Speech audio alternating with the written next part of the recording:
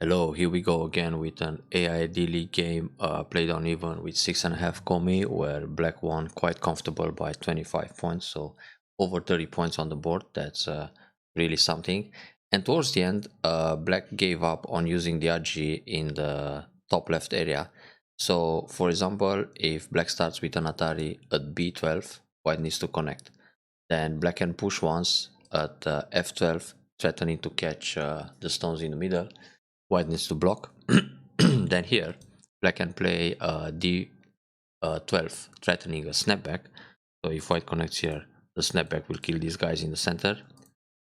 Then on this move, white either connects or captures the two stones. Now black can simply play Atari at B13. White needs to connect, either solid like this or on the right side. And then black captures 3 stones, so damage is done. And if white connects here, black will capture everything, which is even worse. White needs this move and then approach, but it doesn't matter, that's a disaster. So that's one variation. Black can also start by playing Atari, then Atari again, and now Pip. This Pip is threatening the capture, so white's only option here is to play something like this. Then black will pull back, and now if white plays Atari here, it's a self Atari, and if white blocks, this will be a snapback again. However, if white tries Atari this way, D11, black will connect, and now this is Atari. White needs to protect, then go out with Atari and capture everything in the center. So either way, black will gain something here, which means that a couple of moves back, black shouldn't give up. So Atari. There's another option actually. Black can play B12, then Pip D11, and simply push out F12. Now when white goes here, just capture everything. So there were several ways to damage that left side, and black gave up too soon. So it's good to read more combinations there. Anyway, let's go back to the beginning. It was quite a peaceful game overall.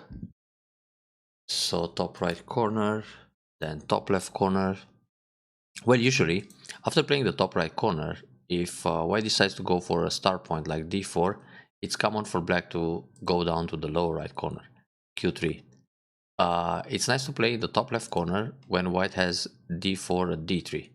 So if there is a komoku here, then it's okay to take the top left instead of the top right, I mean lower right, because next you come with the attack backing up from the top left. But anyway, it's fine either way. Two facing komokus like this, it's absolutely okay. Then attack from the outside, old-fashioned style of play. And this is probably the first low move of the game for white. White is supposed to attack the top right, either p17 or p16. Old style would be a far approach at o17 or also o16. But anyway, for white it's important to play something in the top right to prevent the shimari.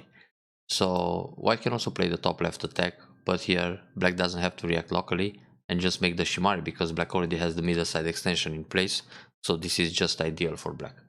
Therefore for white, any move in the top right corner, it's either this or the other two, are quite urgent to prevent the corner enclosure.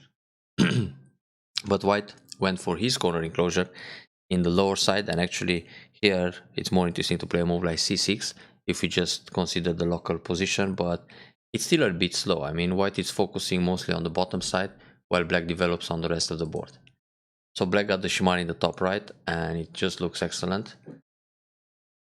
Now white extends to the middle of the side, and again white should go for a move like a kakari in the top left corner, either this one or high approach, just to prevent that shimari in the top area and develop with this basic joseki. Well, the low one would be good too, and then just extend to space. Or if if white wants to be more active, now he can play c10 or c11 or something on the left side to develop a moyo, but also make sure black is not going to build the corner right away like it happened in the game. So black got the second shimari. This is really good for black so far. So white invades directly.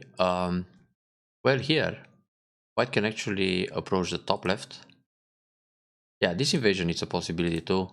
Shoulder hit, F16, it's an option. Or some attaches like Q16 or O16. Anyway, it's obvious that white feels behind, so he invades. Now usually on this kind of invasion, black should cover. Jump out leaves white a bit too loose, not enough pressure, so for white it's easy to jump also. So here in general, black plays an attach move or a cap. Now when black plays the cap, white can go in between, which is actually what black expects, and then black invades the corner. So even if black sacrifices this stone at r6, black already profit a little bit on the right side with the cap move, because like this, white is not going to grow in the center too much. So cap should be considered, but in general, the basic move is attached at q8. Now white has several options, usually wedge at q9 or simply push r9. Now when white plays the wedge at q9, black has two ways to react. One is Atari above and then pull back. Now you allow white leave on the side but get a lot of outside thickness, which is fine, so that compensates for white taking away the territory on the side. The other way is to Atari from below and then separate white. Now of course there are two ways again. Black can connect here, then give up a stone and connect under, but this feels a little bit submissive, so black keeps the territory but white is thick in the center and goes for a nice moyo on the bottom side. And black can also capture at s8. So now of course white can Atari from behind and Atari again. If white simply goes for a capture in a ladder, let's see, the ladder is working, which is good. So usually the ladder should work when white wants to play the wedge, but here black will Atari from behind, and that's a powerful formation and go out on the side. So white doesn't look so good after all, but white can play Atari first. Otherwise black shape is just too good. Now black doesn't connect here right away. Black can start a co-fight by playing Atari r11. This shows more fighting spirit. So white will capture stone and the local threat would be attach r4. If white answers, black will capture and then black will ignore any co-threat. So white can't afford that. White needs to eliminate the co and black will get the corner. Now in this position, black is happy with settling the corner like this, so white needs to extend for a base. And this is a trade Joseki. Let's say now black is centered to play some big point. So this is another way that that invasion can work. And of course, if white simply pushes here, black will cover. White can push along, Hane in the head of 3 stones. White Hane on the second line. Here, if black keeps going ahead, white can push and link under. So this feels a bit comfortable for white to escape, but black can bump. Then white will Atari and make some I shape. Hane Atari connect, then surround the group like this. White will leave by capturing the stone on the side, but black again can compensate with the damage in the corner and of course the wall. So black gets a wall here, scoop out the corner for the life white makes on the side. And again black is center, so black can play a big point somewhere else. So these are pretty much the basic situations or follow-up on this kind of r8 invasion. There's also this r10 block, so just keep half of the side and when white covers, try to leave in the corner, which is not too complicated, like this for example. So back to the original game. Black jumps, which allows white jump too, and now black is separated, so this doesn't feel so good for black. Slide in the corner, it's okay, then jump again, necessary, white jumps along. But this move it's a little bit risky because when you play m3, white can counter attack. White can play a peep and then attach, and now it's difficult to connect your stones. If you Hane, he will simply go up. Then when you come out with the weak group, white will cover and surround the bottom stones. And if you keep going out, you lose the points on the bottom. Therefore, white had a way to fight back here. So in this case, it's safer for black to play a Keima at m4. Even if white answers under, then the shape for black is much more solid. And now white has to do something with his stones on the right. So Ogema was a little bit risky, but white was cooperant and he played s3. So he didn't fight back with peep and attach. That's the way to expect from white. So white play calm. Here black can play an attach move in order to see how white reacts. This is a good probe. White needs to block p2, then you can double up with another clamp, and white will protect. So this way you kind of get rid of the ag that white could use. So now double up r10 or Keima like this to put some pressure on the 3 stones. Now white is weaker than black. So even later black could use this o2. And now the reason for o2 is that in general you want white to cut and capture that stone. So you can play Atari from behind, Atari again. So now there's clearly, oops, there's clearly a connection in this area for black. So playing like this still doesn't fix the problem. White can peep and then attach. And now if you play something here, white will cut and catch a stone. If you play Hane, he will simply go out. Then when you bump, he can cover like this and then surround the group on the right side. So all of a sudden Hunter hunted and eventually killed. So white got here. He needs a base. In the end, black got a pretty good result in this fight. But now black should consider r9. Then when white goes out, then separate. Now it's difficult for white to find a connection on the right. Jumping here, white can use the attach, and then of course black will push through. That's good. Let's see here. Tuck, tuck, tuck. That was dangerous.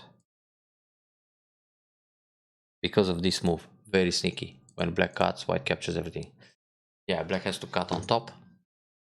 Atari connect. But instead of this move, black should actually just connect solidly. So when white cuts the stone and black goes down, white is not going to block but play p3. Actually white missed this move and black was able to separate everything. So on this one we have Atari connect, then white just captures. Of course white doesn't want to block p3 because of this double Atari. If double Atari, white needs to play here or the other way, and black will capture one or the other stone. But the thing is, white has p3, so white could anticipate the double Atari and just play q3, and then when black goes here, white captures the 2 stones. When black pushes, white blocks. There is nothing to worry about. All the white stones are connected, and eventually black has to come back and capture this one to make the wall strong. So this was a little bit lucky for black to separate the o3 stone, and it just feels good. Now white bumps to stay connected on the right side in center. This is proper too, but actually it's not necessary.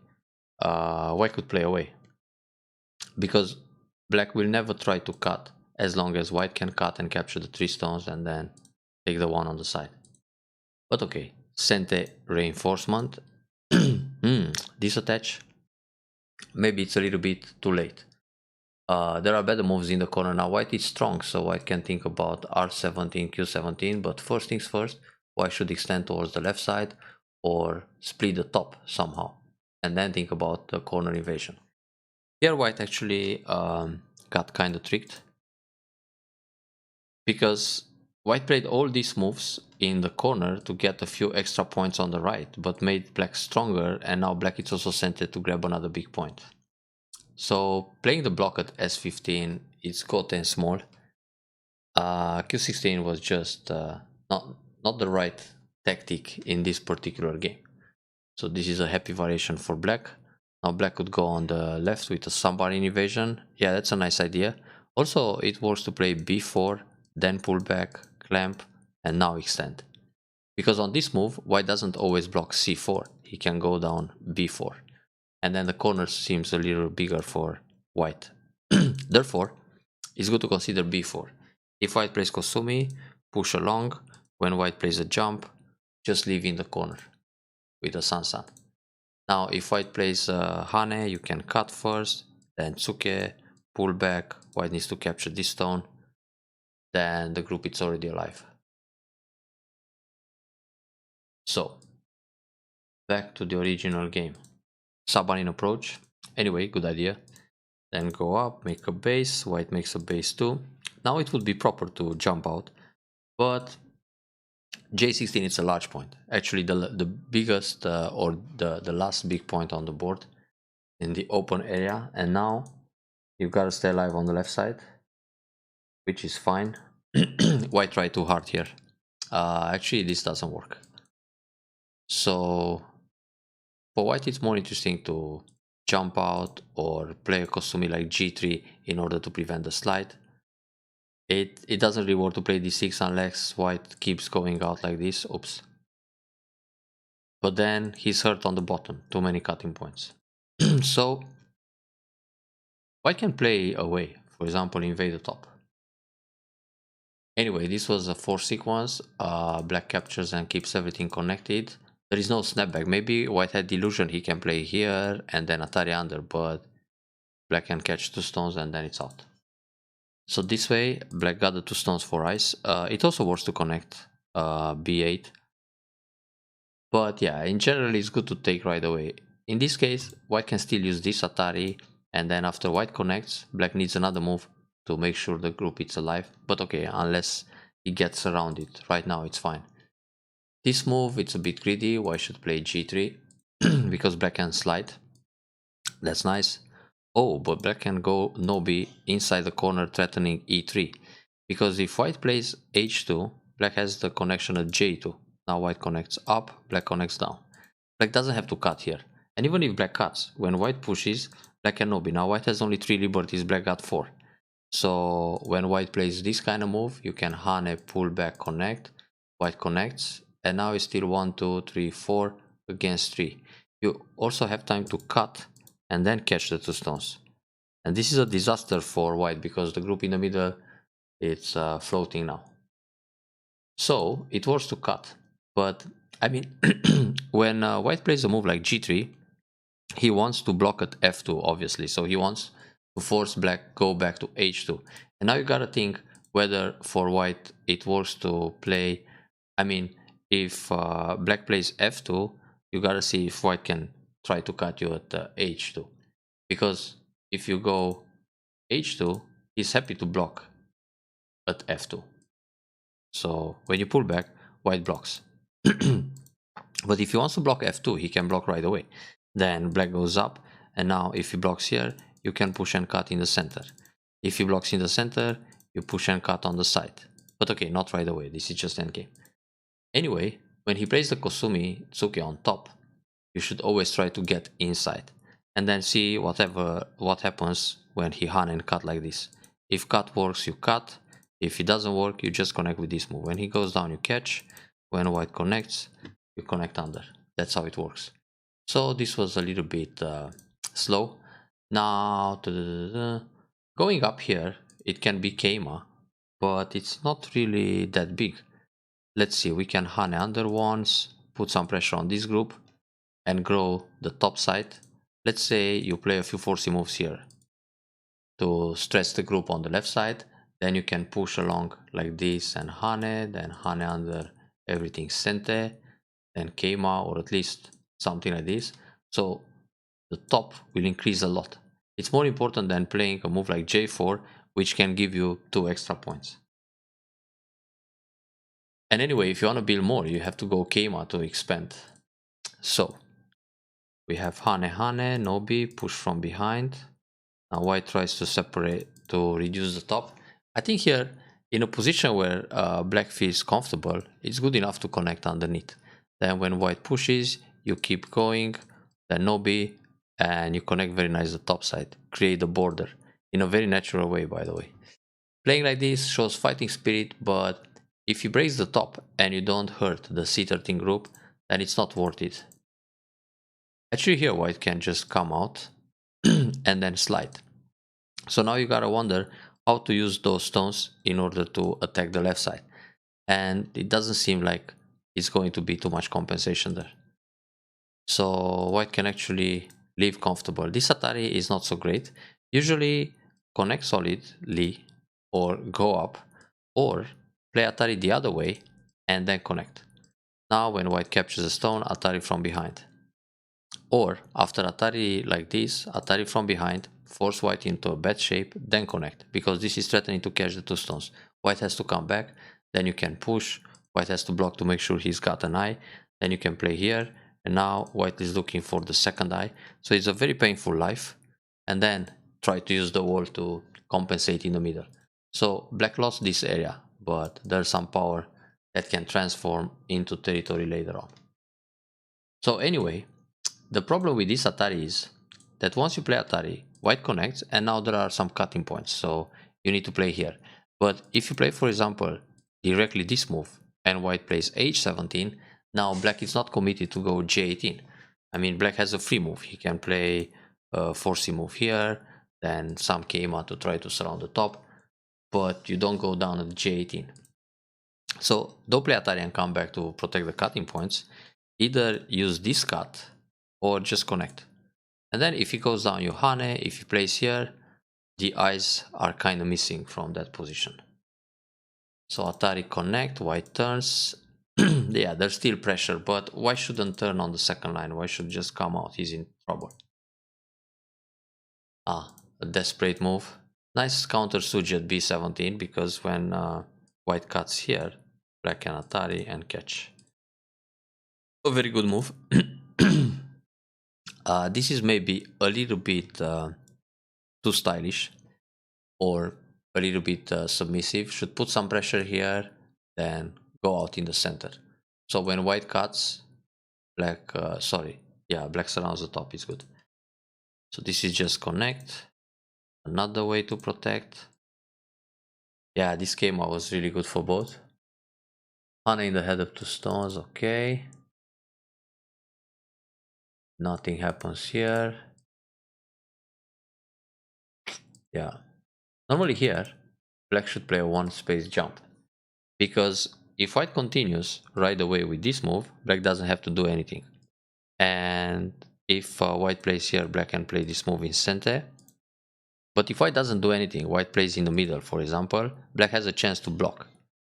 So the thing is, if you play just the empty triangle, white will push all the way because it's all the sequence it's center, and you still end up with S18. So when you play S18 directly and white plays here, you can end up with the same formation, but now you're center, not Kote. So for example, now you can play T18, white plays away, then Atari connect, and we are back to the same situation, but you start with move 1, not with move 5. So that's a subtle difference in the endgame. Okay, some center is coming, and that was enough to win by 25 points. That's good. All center. Top left corner looked a little bit dangerous, but so push, block, go down. Yeah, it's actually good for black to add another move, either like this or catch the stone. Yeah, this was fine. Good one, because if white goes down, black can go up, then cut here, or this, then the Tetsuji in the corner. Oh wait, it works to play like this, and like this, and connect under. So if white goes down, oh, that's a problem. And if black plays here, white captures.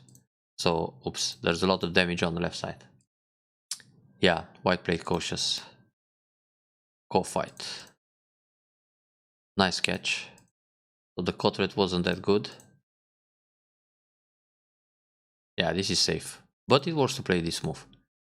If Atari here, you just capture. If white comes up, connect. If Hane block, white can't play this one. On this one we have Atari. It's a bigger life. But this is alive too. Yeah, it's fine. So wait, park. Yeah, what if black connects? White takes a liberty, black plays here, white takes a liberty, black and Atari. Yeah, you don't have to defend right now. You can wait, because you can capture the stones coming from the left. So black was center actually. That's a good catch. Han is center.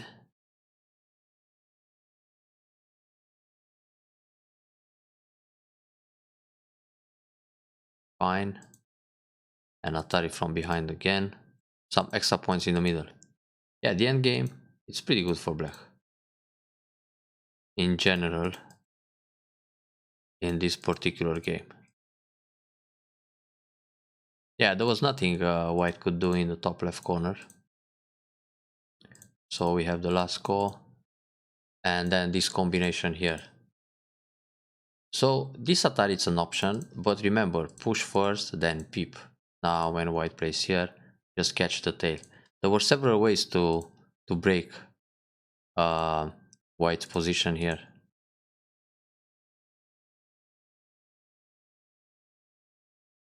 So many ways. So it's all about reading the local situation more accurate. I hope you enjoyed this review and keep it up to the 1 dan level first.